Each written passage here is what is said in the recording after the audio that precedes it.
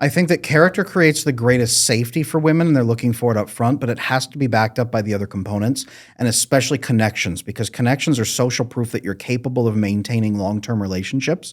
It's proof that your character is actually real and you're not embodying a fake concept. This is why most women won't date a lone wolf kind of guy who doesn't have family-friend connections. She needs to see that you are coming pre-vetted through multiple other people and that you are who you say you are all the time.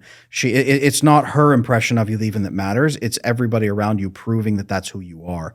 That's why you can't live for her approval, because you're going to be someone fake. If you are living who you truly are everywhere, then it will come out through your relationship. So you have to have relationships if you even want to be attractive to a woman long term. So what if we do something like this? And I think it's going to help us really put this into perspective. Sathya, if you can tell me from the perspective of this liberated man concept, you say, I'm a liberated man, I blank. What would you say? Ooh, I'm a liberated man and I blank. That's a good one. That's a great question.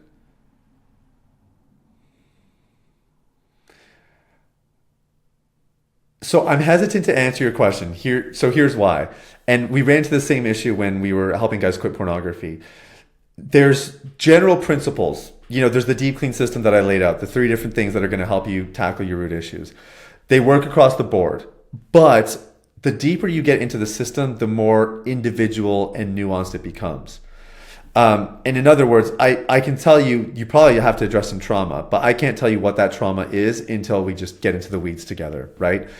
I am a liberated man, I blank. I can tell you at a broad level, it's the 4 C's that we just discussed. I'm a liberated man. I have character. I increase my capacity. I have meaningful connections.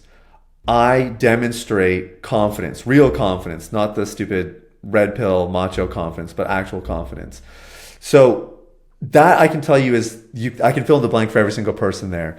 But I think the more you get into the weeds and more nuanced and individual, I think people get to start filling in their own blanks. And that's going to differ. Well, and that tracks for men, because men, we define ourselves. As you said greatly a moment ago, men are not defined by how women feel about them. A man has to define himself, and that's true.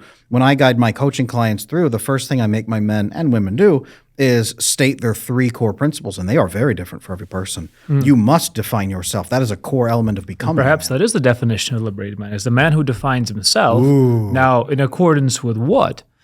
And in accordance with whom? And this is actually what I wanted to really ask. You also talk about spirituality a lot. And spirituality answers the identity question very well.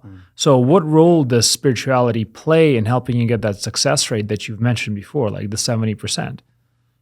Well, it actually goes back to what we were talking about with connection. Like, you can kind of see the theme here, regardless of which subject we're discussing.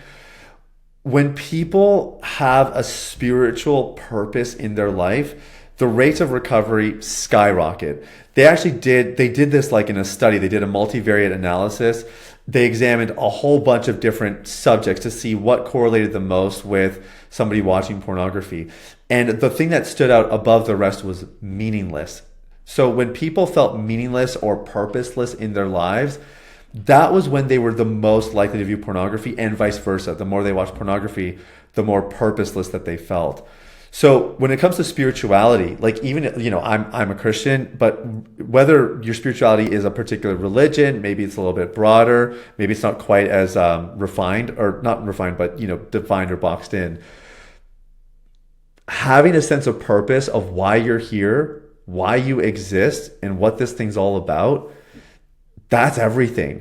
And it's not just because I have a purpose in my life now, I know why I'm here. The reason is the only way that you can actually acquire that is through spiritual connection. It's through connection with God. And so as you forge that relationship with God, you build connection, which we know the opposite of addiction is not sobriety, it's connection. But then secondly, the byproduct is you get this sense of purpose and meaning in life. And that can really fuel a lot of your development along the way. If you like this clip, I know you're going to enjoy the full episode. You can watch it right here.